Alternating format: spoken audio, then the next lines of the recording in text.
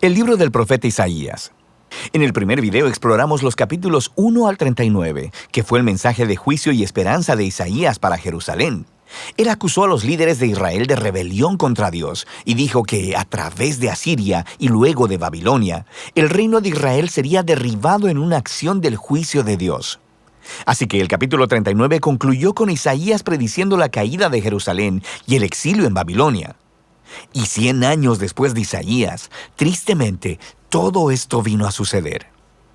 Pero la esperanza más grande de Isaías era una nueva y purificada Jerusalén, donde el reino de Dios sería restaurado a través del rey mesiánico venidero y todas las naciones serían unidas en paz. Así que los capítulos del 40 en adelante exploran esta gran esperanza. La primera sección principal de los capítulos 40 al 48 abren con un anuncio de esperanza y consuelo para Israel. Se le dice al pueblo que el exilio en Babilonia ha terminado y que el pecado de Israel ha sido tratado. Una nueva era está comenzando. Así que todos deben regresar a casa en Jerusalén, donde Dios mismo traerá su reino y todas las naciones verán su gloria. Ahora, detengámonos un momento porque este anuncio inicial hace que surja una gran pregunta. ¿Quién está diciendo todo esto? ¿La voz de quién estamos escuchando en estas palabras de esperanza? La perspectiva del profeta en estos capítulos es la de alguien que está viviendo después del exilio. En otras palabras, en el tiempo descrito por Esdras Nehemías. Pero Isaías murió 150 años antes que todo eso. Así que, ¿qué se supone que entendamos con todo esto? Bueno, hay muchos que piensan que todavía es Isaías hablando en su propia época, pero que ha sido transportado proféticamente, por así decirlo, 200 años hacia el futuro y que le está hablando a las generaciones futuras como si el exilio hubiera pasado. Sin embargo, el mismo libro de Isaías nos da algunas pistas de que probablemente algo más está sucediendo. En los capítulos 8, 29 y 30, se nos dice que después de que Isaías fue rechazado por los líderes de Israel, él escribió y selló en un rollo todos sus mensajes de juicio y esperanza, y que se los pasó a sus discípulos como testigos de los días que vendrían. Eventualmente, Isaías murió esperando que Dios vindicara sus palabras. Ahora, recuerda, los capítulos del 1 al 39 fueron diseñados para mostrarnos que las predicciones de juicio de Isaías fueron cumplidas en el exilio. Él es un verdadero profeta. Así que, después de que el exilio ha terminado, los discípulos de Isaías, quienes han atesorado sus palabras por tanto tiempo, abren el rollo y comienzan a aplicar sus palabras de esperanza a su propia época. Así que, desde esta perspectiva, el libro de Isaías consiste en esa primera colección de las palabras de Isaías, como también de las escrituras de sus discípulos proféticos, que Dios usa para extender el mensaje de esperanza de Isaías a las generaciones futuras. Cualquiera que sea tu perspectiva, todos están de acuerdo en que estos capítulos están anunciando que la esperanza futura ha llegado, que Dios está cumpliendo las promesas proféticas de Isaías.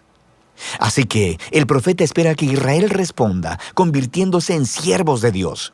Esto es, que después de experimentar la justicia y misericordia de Dios a través de la historia, comiencen a compartir con las naciones quién es verdaderamente Dios.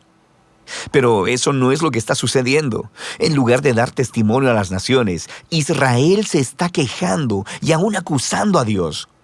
Ellos dicen, el Señor no pone atención a nuestros problemas. De hecho, está ignorando nuestra causa. El exilio en Babilonia, de forma entendible, ha provocado que Israel pierda la fe en su Dios. Quiero decir, quizá Él no es tan poderoso. Quizá los dioses de Babilonia son más grandes que nuestro Dios. Así que el resto de estos capítulos, del 41 al 47, están diseñados como si fueran una escena de juicio. Dios está respondiendo a estas dudas y acusaciones con los siguientes argumentos. Primeramente, Él les dice que el exilio a Babilonia no fue causado por una negligencia divina. Más bien, fue divinamente orquestado como un juicio por el pecado de Israel. Y segundo, fue por causa de Israel que Dios levantó a Persia para conquistar a Babilonia, para que pudieran regresar a casa, cumpliendo así las palabras de Isaías. Así que la conclusión correcta a la que Israel debería llegar es que su Dios es el rey de la historia, no los ídolos de las naciones.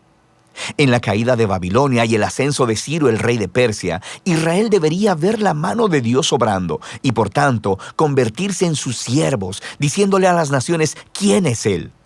Pero para el final de este juicio, en el capítulo 48, nos encontramos con que Israel es tan rebelde y dura de corazón como sus ancestros. Así que Dios los descalifica como sus siervos, pero Dios todavía está en la misión de bendecir a las naciones. De manera que el profeta dice que Dios hará algo nuevo para resolver este problema, lo que nos lleva a la siguiente sección, del 49 al 55. Se nos presenta una figura llamada el siervo de Dios, quien cumplirá la misión de Dios y hará lo que Israel no ha podido hacer. Dios le da a su siervo el título Israel y lo envía a una misión para, primero que nada, restaurar al pueblo de Israel de vuelta a su Dios, pero, en segundo lugar, convertirse en la luz de Dios a las naciones. Y se nos dice que este siervo es empoderado por el Espíritu de Dios para anunciar las buenas nuevas y llevar el reino de Dios a todas las naciones. Suena justo como el rey mesiánico de los capítulos 9 y 11, pero luego se nos dice la forma sorprendente en que el siervo traerá el reino de Dios. Él será rechazado, golpeado y al final asesinado por su propio pueblo. En realidad, mientras está siendo acusado y sentenciado a muerte, está muriendo por el pecado de su propio pueblo. El profeta dice que la muerte del siervo es un sacrificio de expiación por la maldad y rebelión del pueblo. Y luego, después de su muerte, de repente, el siervo está vivo otra vez. Y escuchamos que, por su muerte, Él proveyó un camino para hacer justas a las personas. Esto es, para ponerlos en una relación correcta con Dios. Así que esta sección concluye describiendo dos maneras en que las personas pueden responder al siervo. Algunos responderán con humildad y se volverán de sus pecados y aceptarán lo que el siervo de Dios hizo a su favor. Estas personas son llamados los siervos y también la semilla. Recuerda la semilla santa del capítulo 6. Estos son los que experimentarán la bendición del reino mesiánico, pero hay otros a los que simplemente se les llama los impíos. Ellos rechazan tanto al siervo como a sus siervos, lo que nos lleva a la sección final del libro, del capítulo 56 al 66, donde los siervos heredan el reino de Dios. Estos capítulos están hermosamente diseñados con una simetría que une a todos los temas del libro. Justo en el centro están 3 hermosos poemas que describen cómo el siervo empoderado por el Espíritu está anunciando las buenas nuevas del reino de Dios a los pobres. Y él reafirma todas las promesas de esperanza que vimos en este libro. La nueva Jerusalén, habitada por los siervos de Dios, será el lugar desde donde la justicia, la misericordia y la bendición de Dios fluirán hacia todas las naciones del mundo.